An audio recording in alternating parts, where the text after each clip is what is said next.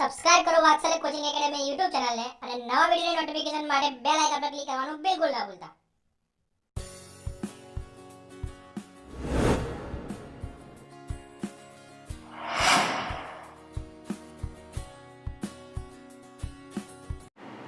नमस्कार विद्यार्थी मित्रों, फरी एक बार हूँ पूर्वेश खत्री हार्दिक स्वागत करूँ छूँ वात्सल्य एकेडमी ऑनलाइन यूट्यूब चैनल पर।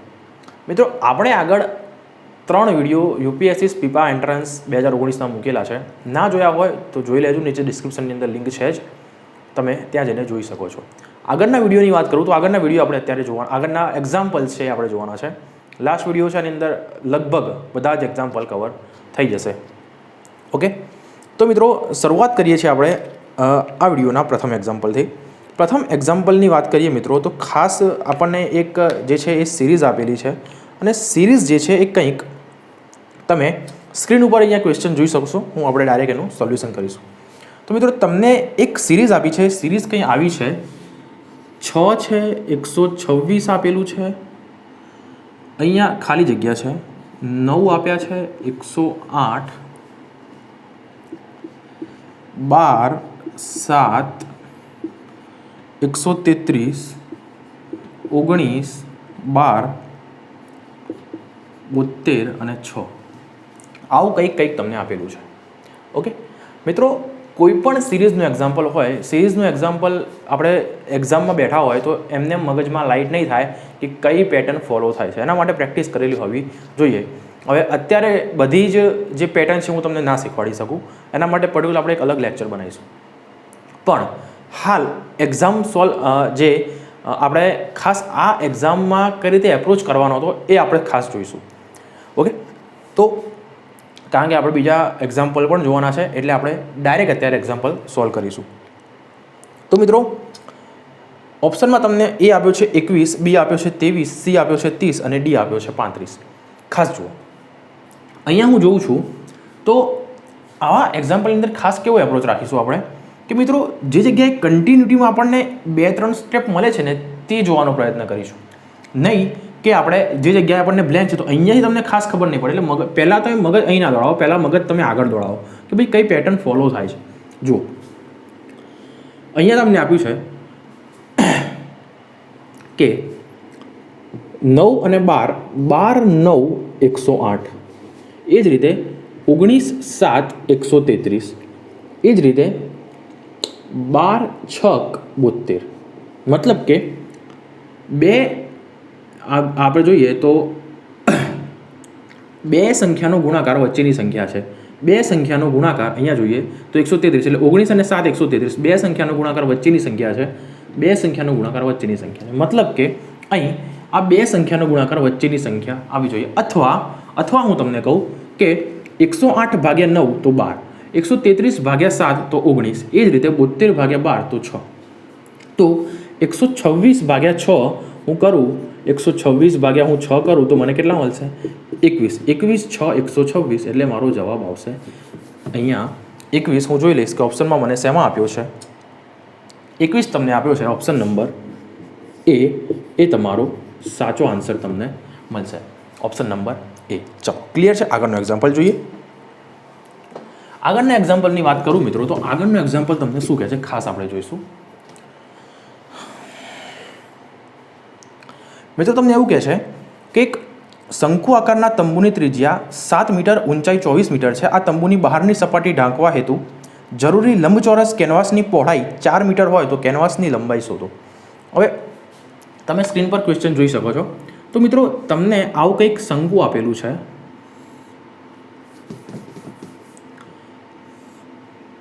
અહીંયા જોઈએ તો મિત્રો કંઈક શંકુ તમને આપેલું છે। માનો કે આવું કંઈ તંબુ છે ને બહારથી ઢાંકવો છે એવું કહે છે, એની ત્રિજ્યા તમને કંઈક આપેલી છે અને એની ઊંચાઈ કંઈક આપેલી છે।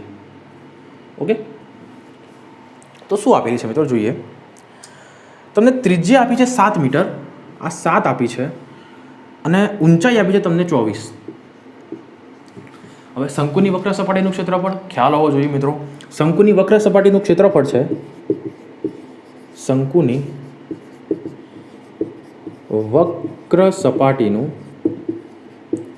ક્ષેત્રફળ તમને ખ્યાલ હોવો જોઈએ, શું થાય તો ભાઈ પાઈ RL, જ્યાં L બરાબર ત્રાસી ઊંચાઈ થશે. ત્રાસી ઊંચાઈ એટલે આ. હવે આ મારે શોધવી છે તો મિત્રો ખાસ જોવું, પાયથાગોરસનો પ્રમેય લગાવો. 24નો વર્ગ 576, 576 ને અહીંયા 7નો વર્ગ 49, 576 ને 49 625, 625 એટલે મારી આ બાજુ થશે 25. અથવા તો તમને ત્રિપુટી યાદ હોવી જોઈએ 7, 24, 25. ઓકે, ચલો 25 મને મળી ગયું. તો હવે એ જ જે છે એ અહીં મૂકી દઉં તો મને શું મળશે? 22/7, આરની જગ્યાએ 7, અને આ L ભૂલથી પણ સીધી ઊંચાઈ ના લેતા, L એટલે ત્રાસી ઊંચાઈ લેવાની, L એટલે 25. 7 7 ગયા, 25 20 500, 550 એટલે 550 તમારા મીટર સ્ક્વેર એરિયા મને મળ્યો. આટલો એરિયા શંકુની વક્ર સપાટીનો એરિયા થવો જોઈએ. હવે શું કહે છે કે આટલો એરિયા ઢાંકવા માટે મારે એક ચોરસ જેવું લેવું, લંબચોરસ જેવું લઉં, અને હું શંકુ શેપના વાળીને આના ઉપર મારે ઢાંકવાનું છે. તો તમને શું કહે છે કે લંબચોરસ આપ્યું છે, લંબચોરસ કેનવાસ આપ્યો છે. આ તમને લંબચોરસ એક કેનવાસ આપ્યો છે. હવે લંબચોરસ કેનવાસ જે આપ્યો છે એ લંબચોરસ કેનવાસની પહોળાઈ 4 મીટર છે. લંબચોરસ કેનવાસની આ પહોળાઈ જે છે એ તમને 4 આપેલી છે. ખાસ ધ્યાન રાખજો. તો તમારે જે છે એ આ લંબાઈ શોધવાની છે. ઓકે, તો ખાસ જુઓ કે મિત્રો લંબચોરસનું ક્ષેત્રફળ પહેલાં તો એક વસ્તુ કે આ બંને ક્ષેત્રફળ આના સરખા થવા જોઈએ. આ વક્ર સપાટીનું ક્ષેત્રફળ અને લંબચોરસનું ક્ષેત્રફળ બરાબર થાય તો હું આ લંબચોરસથી આને ઢાંકી શકું. મતલબ કે અહીંયા ક્ષેત્રફળ થશે મારું L ગુણ્યા પહોળાઈ B. તો ક્ષેત્રફળ મારું 550, ક્ષેત્રફળ તો મારું આટલું જ હોવું જોઈએ, ક્ષેત્રફળ આટલું હોવું જોઈએ. Lની જગ્યાએ હું લખી નાખીશ, મારે શોધવાનો છે. તો L ગુણ્યા હું B કરું તો અહીંયા મને B 4 આપ્યો છે, તો અહીંયા હું 4 લખીશ. હવે આ 4 જે છે એ નીચે આવશે, મતલબ કે સમથિંગ 4 એકા 4, 4 તારી 12, 137.5 થશે. લંબાઈ જે છે એ મારી 137.5 મીટર આટલી લંબાઈનો મારું લંબચોરસ જોઈશે. તમે જુઓ કે તમને ઓપ્શન શેમાં આપ્યો છે? 137.5. ઓપ્શન નંબર B તમારો રાઈટ આન્સર થશે. ઓકે, ક્લિયર છે. આગળનું એક્ઝામ્પલ જોઈએ મિત્રો. આગળનું એક્ઝામ્પલ શું કહે છે એના તરફ એક નજર કરીએ. મિત્રો તમને ખાસ સૂત્રો અમુક ખબર હોવી જોઈએ. ખાસ તો સૂત્રોમાં ભૂલ ના પડે એટલું ધ્યાન રાખજો. હવે શું કહે છે કે 10% પ્રતિ વર્ષના દરે એક અર્ધવાર્ષિક રીતે ગણવામાં આવતા ચક્રવૃત્તિ વ્યાજના ₹800ની મૂળ રકમ કેટલા વર્ષોમાં 926.10 થશે? 800ની મૂળ રકમ તમે અહીંયા જોઈ શકો છો, 926.10 કરવાની છે અને 10%ના દરે અર્ધવાર્ષિક આપણે રેટ જોવાનો છે. હવે તમને ખાસ કીધું હોય મિત્રો, મારે ચક્રવૃત્તિ વ્યાજ ગણવું હોય તો હું સામાન્ય રીતે હું કઈ રીતે કરી શકું? તો ખાસ જુઓ કે જો મને 10% કીધું હોય, 10% ચક્રવૃત્તિ વ્યાજ મને 2 વર્ષ માટે કીધું હોય તો હું શું કરીશ? તો 10% એટલે 10/100 થાય. 10/100 થાય કે ના થાય મિત્રો? એટલું કહો મને. તો મતલબ કે 10 રૂપિયાએ મને 1 રૂપિયો વ્યાજ મળે છે. મતલબ કે 10 રૂપિયાની રકમ છે એ મારી 11 રૂપિયા થાય છે. જો 2 વર્ષનું ચક્રવૃત્તિ વ્યાજ કીધું હોય તો હું 10 વર્ષનું ફરી 11 લખીશ. એટલે ખાસ હવે આનો ગુણાકાર કરીશું. 100ની રકમ હોય તો મારી 121 થાય. આટલું ખાસ ધ્યાન રાખવાનું છે. આ બેઝિક કોન્સેપ્ટ છે ચક્રવૃત્તિ વ્યાજનો. સાદા વ્યાજમાં આપણે પછી જોઈશું કે આખું શું કોન્સેપ્ટ હોય છે, ચક્રવૃત્તિ વ્યાજનો કોન્સેપ્ટ અલગ. પણ હાલ તમે ફટાફટ આપણે જોઈએ તો ચક્રવૃત્તિ વ્યાજ કંઈક આ રીતે ગણાય છે કે 10 ગુણ્યા 10, તો અહીંયા બંનેનો ગુણાકાર કરવાનો. હવે માનો કે તમને 1000 આપ્યા હોય, તમને ખાલી તમે પર્સન્ટેજ ઉપરથી તમે આટલું લઈ લીધું. હવે તમને હાલ તમે રકમ ના જુઓ અને હવે રકમ જુઓ કે માનો કે તમને 1000 રૂપિયા આપ્યા હોય તો 100 એ 121 તો 1000 એ કેટલા? તો તમે સીધું અહીંયા એક બિંદુ આવી જાય. આ રીતે કંઈક એપ્રોચ થાય છે. તો તમને અહીંયા શું આપ્યું છે કે મને 5%, 10% પ્રતિ વર્ષ, પણ અર્ધવાર્ષિક એટલે 5% થવાનું. એટલે 5% મને અર્ધવાર્ષિક દર આપેલો છે. તો 5 ભાગ્યા હું 100 કરું 5 ભાગ્યા હું 100 કરું એટલે 1 ભાગ્યા 20 થાય, મતલબ કે 20 રૂપિયાએ મને 1 રૂપિયો વ્યાજ મળે છે, તો 20 રૂપિયાની રકમ મારી 21 રૂપિયા થાય છે. ઓકે, એ જ રીતે હું જોઉં તો 20 રૂપિયાની રકમ મારી 21 રૂપિયા થાય છે. હવે ખાસ મારે કેટલા વર્ષમાં આ 800 થશે અને આ જે છે એ 926.10 થાય એ મારે જોવાનું છે. તો ખાસ જોઈએ આપણે. હવે તમને શું આપ્યું છે કે 800 રૂપિયાની રકમ કેટલી થાય છે, તો કે ભાઈ 926.10. તો હવે અહીંયા એક વિન્ડો મૂકું હું તો આ જે મારો પોઈન્ટ નીકળી જશે એટલે 9261 થઈ જશે. હવે ખાસ જુઓ, આ 8000 અને 9261 શેનો વર્ગ છે, શેનો ઘન છે, તો આ તમે કહેશો કે આ 20નો ઘન છે અને આ જે છે એ શેનો ઘન છે મિત્રો, 21નો ઘન છે. ઓકે, તો અહીં તમે જુઓ કે મેં 10 અને 10 કર્યા તો મને અહીંયા 100 મળ્યા, અહીંયા 121 મળ્યા. તો એ જ રીતે હું મિત્રો 20, 20 અને 20 કરું, અહીંયા 21, 21 અને 21 કરું તો મને શું મળશે, તો મને મળશે ભાઈ 8000ની મારી રકમ કેટલી થાય છે, 9261. હવે માનો કે આ 800 હોય તો આ 9261.10 થઈ જાય, સીધું ગણિત છે.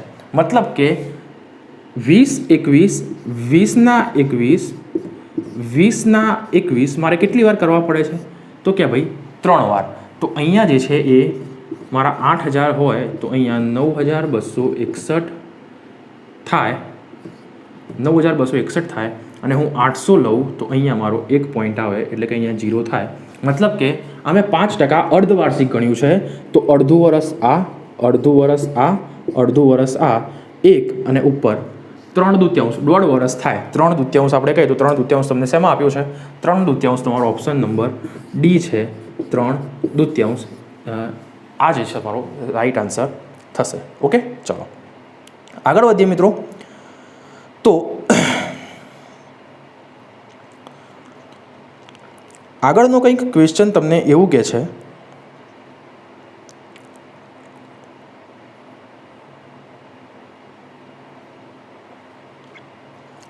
આગળનો ક્વેશ્ચન મિત્રો તમને કંઈક એવું કહે છે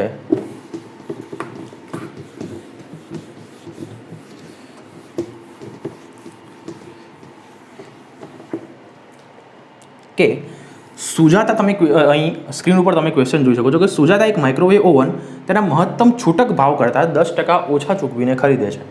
મતલબ કે 100ની કિંમતનું માઇક્રોવેવ એ 90 રૂપિયા ચૂકવીને ખરીદે છે. હવે શું કહે છે, એની ઉપર એ 30% નફો મેળવે છે. 90ના 30%, 9 તરી 27 રૂપિયા નફો મેળવે છે એટલે 117 રૂપિયામાં એ વેચે છે. હવે ખાસ ખ્યાલ રાખજો, તો કહે છે કે ભાઈ સુજાતાને એમઆરપી પર કેટલો નફો થાય, એમઆરપી કેટલી છે 100 રૂપિયા. અહીંયા ખાસ ધ્યાન રાખજો, 90ના 27 કરીને તમે 27% ના કાઢી નાખતા, તમને શું પૂછ્યું છે 100એ કેટલા ટકા નફો થાય. મૂળ કિંમત કઈ છે, મૂળ કિંમત 100 છે. તમને ચોખ્ખું પૂછે કે મૂળ કિંમત પર સુજાતાને કેટલા ટકા નફો થાય છે, તો મૂળ કિંમત પર એને 17% નફો થાય. તમે જોઈ શકો છો 100 છે, અહીંયા 117 થાય છે, મતલબ કે એને 17% નફો થાય છે. બિલકુલ સિમ્પલ એક્ઝામ્પલ છે. ખાસ આપણે આગળ વધીએ મિત્રો. એન્ટ્રન્સ એક્ઝામ છે એટલે એટલું બધું ડિફિકલ્ટી લેવલ નહીં હોય. ઓકે, અને આમ પણ આપણે જે યુપીએસસીનું સીસેટનું પેપર જોયું 2020નું, એમાં પણ ડિફિકલ્ટી લેવલ મોડરેટ છે અને કોઈ ઇઝી છે, પણ હાર્ડ તો ક્વેશ્ચન લગભગ નથી દેખાતા. એમાં આમ પણ કંઈક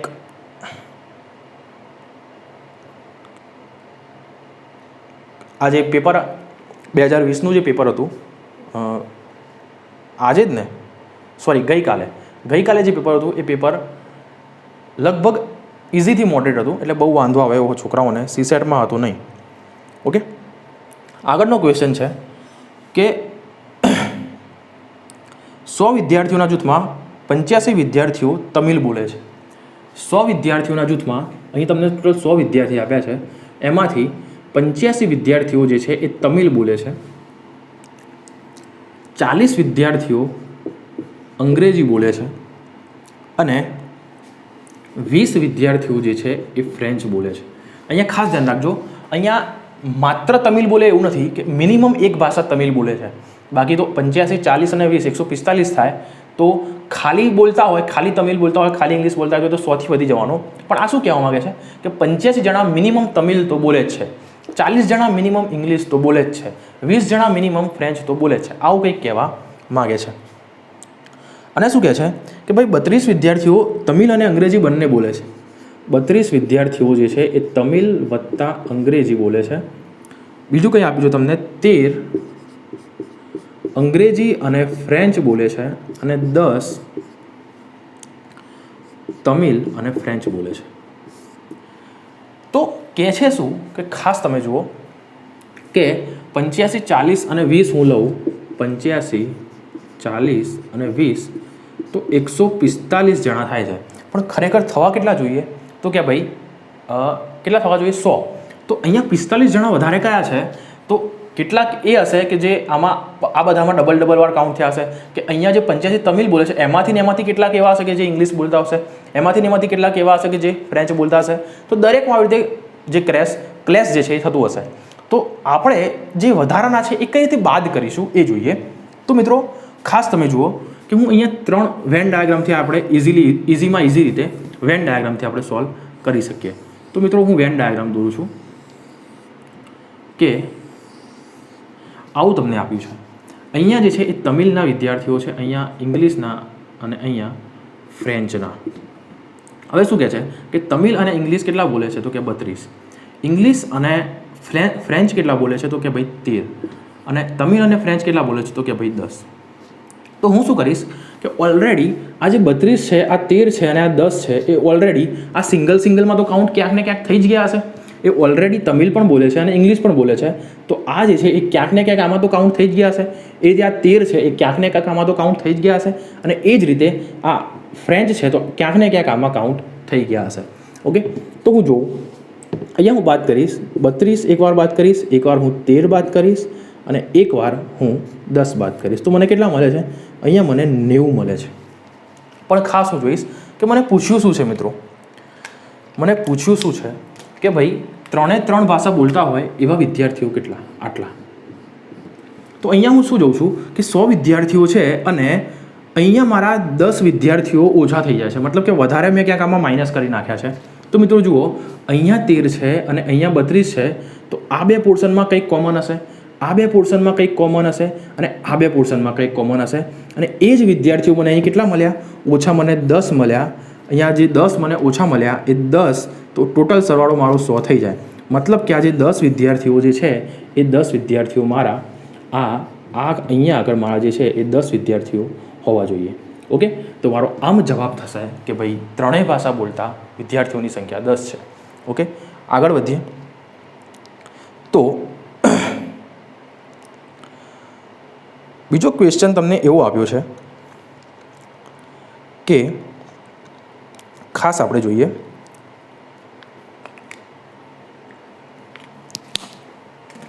નેક્સ્ટ ક્વેશ્ચનની મિત્રો વાત કરીએ તો નેક્સ્ટ ક્વેશ્ચનની અંદર કંઈક તમને એવું આપેલું છે કે ભાઈ તમે સ્ક્રીન ઉપર જે છે એ તમે ક્વેશ્ચનને જોઈ શકો છો.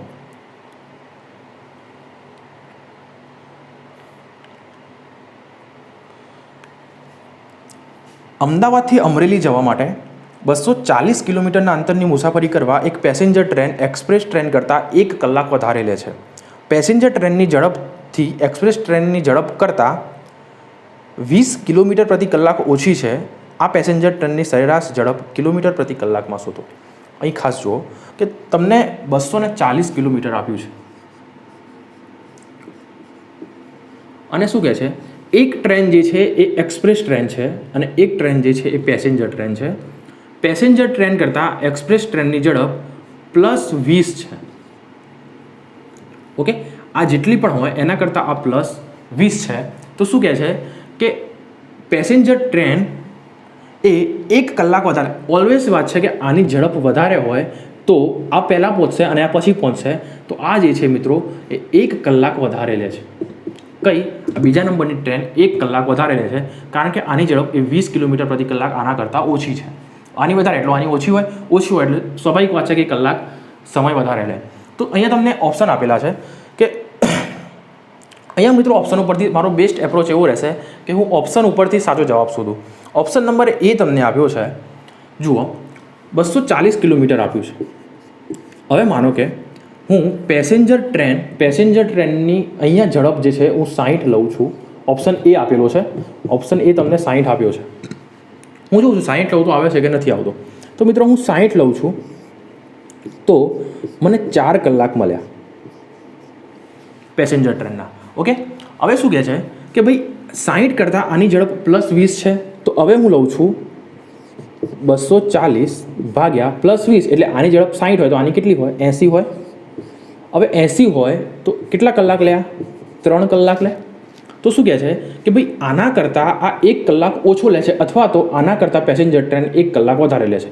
જો આ 3 કલાક લે, આ જે છે એ 3 કલાક લેતી હોય અંતર કાપવા માટે, તો આ 4 કલાક રહે છે. ભાઈ 1 કલાકનો ફરક આવી ગયો, મતલબ કે મારી અહીંયા શરત અહીંયા મારી ફૂલફિલ થાય છે, એટલે કે મારો જવાબ અહીંયા 60 એ સાચો જવાબ છે. તો હું ડાયરેક્ટ ઓપ્શન ઉપરથી આ રીતે મારો એપ્રોચ પરીક્ષાની અંદર હોવો જોઈએ. ઓકે, તો ખાસ આપણે જોઈએ તો ઘણા ક્વેશ્ચન એવા છે કે જે તમે ડાયરેક્ટ ઓપ્શન ઉપરથી તમે જઈ શકો છો. ઓકે, નેક્સ્ટ મિત્રો જોઈએ તો નેક્સ્ટ ક્વેશ્ચન હવે એક લાસ્ટ ક્વેશ્ચન છે એ જોઈ લઈએ. જુઓ, લાસ્ટ ક્વેશ્ચનમાં તમને એવું કહે છે કે 2 અક્ષરો તમે સ્ક્રીન ઉપર જોઈ શકો છો કે 2 અક્ષરોને તેની પાછળ 4 અંકોનો ઉપયોગ કરીને કેટલી લાયસન્સ પ્લેટ બનાવી શકાય. જો કે એક શરત છે કે શરત એ છે કે બધા અક્ષરો અને અંકો અલગ અલગ હોવા જોઈએ. હવે સામાન્ય રીતે આપણને એવું આપ્યું છે કે 2 ડિજિટ હોય, સોરી 2 આલ્ફાબેટ હોય અને 4 અંક હોય. આવી મારે નંબર પ્લેટ બનાવવાની છે, પણ શરત એ કે બધા અંકો એમાં જુદા જુદા હોવા જોઈએ. ઓકે, કે ભાઈ અહીંયા એક આવી ગયો તો પછી બીજો અહીં ના આવવો જોઈએ, અહીંયા આવી ગયો તો પછી અહીં ના આવવો જોઈએ. ઓકે, તો 26 આલ્ફાબેટ, અહીંયા 2 આલ્ફાબેટ છે અને 4 આંકડા છે, તો હું આમાં 26 લઈ શકું એથી ઝેડમાં એટલે 26. તો આમાં શું આવશે, અહીંયા આવી ગયો એ હવે અહીંયા નહીં આવી શકે. ઓકે, અહીંયા જે આવ્યો એ હવે અહીંયા નહીં આવી શકે, તો અહીંયા શું આવશે 25 બીજા આલ્ફાબેટમાંથી હું ગમે તે લઈ શકું.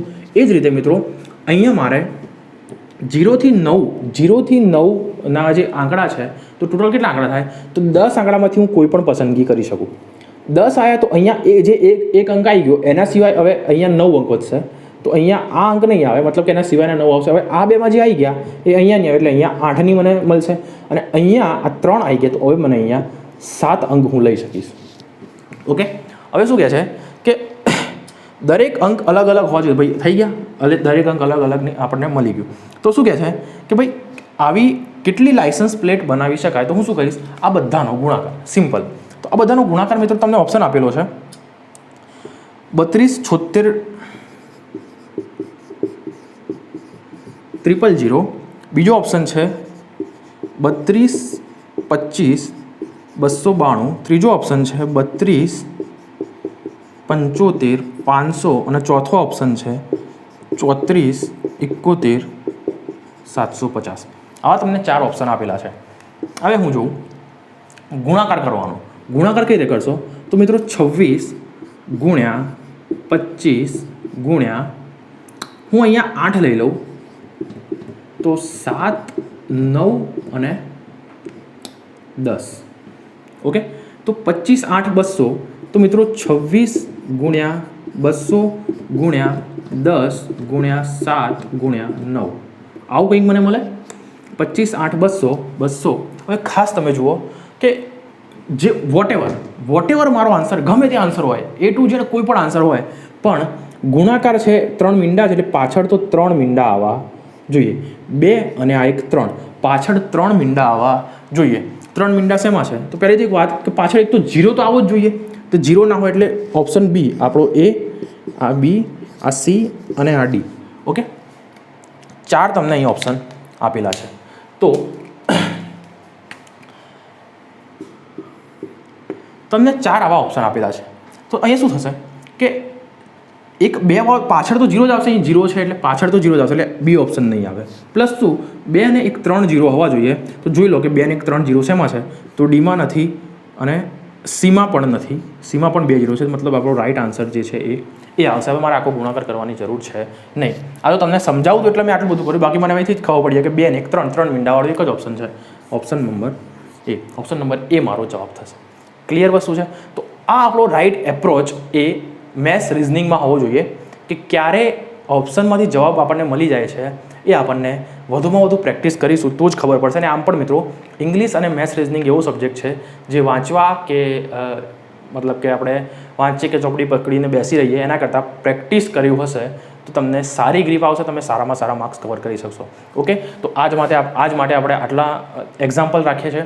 નેક્સ્ટ હવે નવા વિડીયોની અંદર આપણે કંઈક નવા જ ટોપિક સાથે અને કંઈક પરીક્ષાલક્ષી બહુ જ ઇમ્પોર્ટન્ટ કે જે તમને ખાસ પરીક્ષામાં કોઈને કોઈ પરીક્ષામાં તમે જે પણ ક્લાસ 3ની હોય કે જીપીએસસી ક્લાસ 3ની હોય, સચિવાલય ગૌણ સેવા એટીડીઓ કોઈ પણ પરીક્ષા હોય તમને ખૂબ જ ઇમ્પોર્ટન્ટ સાબિત થાય એવા કોઈક વિડીયો સાથે આપણે હાજર થઈશું. Till then take care, good bye, જય હિન્દ. મળીએ નેક્સ્ટ વિડીયો અંદર. ત્યાં સુધી મિત્રો મહેનત કરતા રહો.